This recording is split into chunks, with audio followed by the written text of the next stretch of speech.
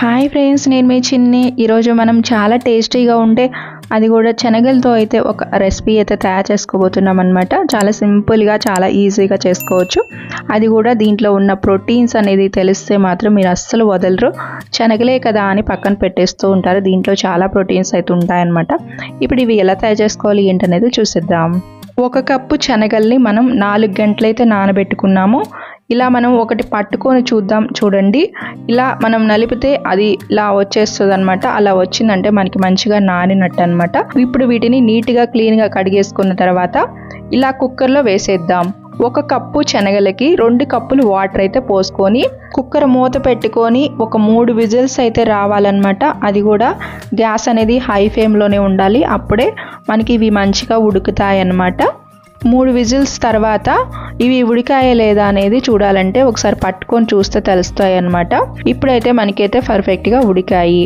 ఇప్పుడు వీటిని తీసి మనం జాలి గంటలో వేసుకుంటే ఆ వాటర్ అంతా కూడా కిందకు పోతాయి అన్నమాట. అప్పుడు మంచిగా మనకి పొడి పొడిగా వచ్చేస్తాయి అవి. ఇప్పుడు వీటిని ఇలా వేసేసి పక్కన పెట్టేసుకుందాం.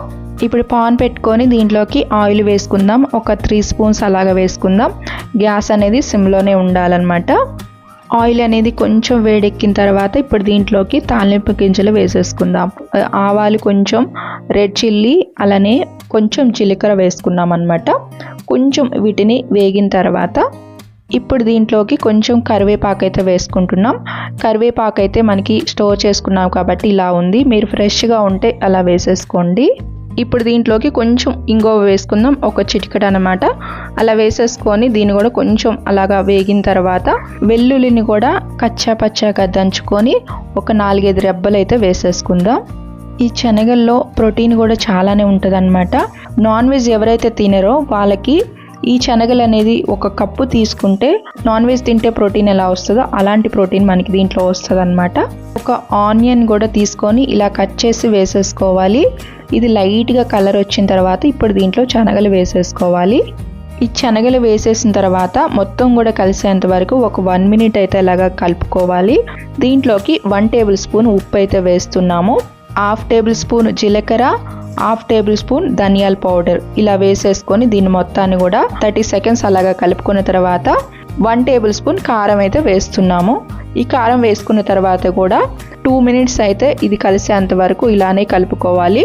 గ్యాస్ అనేది సిమ్లోనే పెట్టుకొని మొత్తం కూడా కలుపుకోవాలన్నమాట. ఇలా ఫైనల్ స్టేజ్కి వచ్చిన తర్వాత ఇప్పుడు దీంట్లోకి మనం నిమ్మరసాన్ని ఒక అరచెక్క పిండుకోవాలన్నమాట. ఇలా పిండేసుకున్న తర్వాత మనం మొత్తం కూడా ఒకసారి కలుపుకొని గ్యాస్ ఆఫ్ చేసేసుకోవటమే.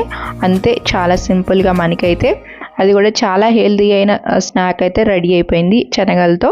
అలానే పాలు ఎవరైతే తాగరో వాళ్ళకి ఈ శనగలు అనేది తినడం వల్ల కాల్షియం కూడా వస్తుంది అనమాట. వెయిట్ లాస్ అవ్వాలనుకునే వాళ్ళు కూడా ఈ శనగలు తినడం వల్ల వెయిట్ లాస్ కూడా అవుతారు.